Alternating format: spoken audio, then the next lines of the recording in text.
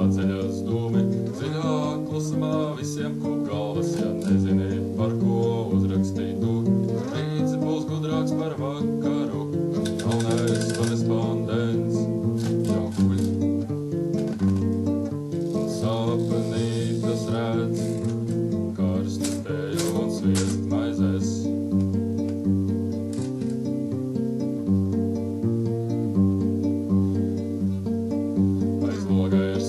Bet varbūt kā osma, vakars tas vecs vai diena tā jauna. Sižets nav skaidrs un personas arī, un nezin neviens, ko tur var darīt.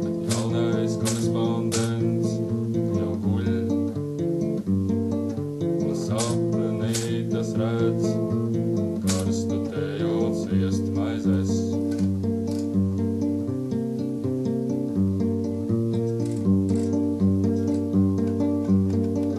Skari un noslēdzis mieri, žurku ģenerālis apēdis sieru.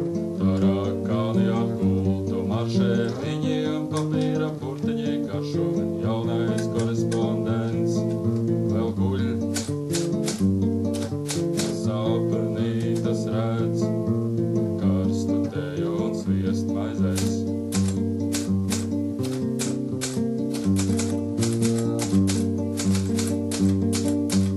Nebēdis vējš ieskrien pa logu, nopūš lapas no rakstā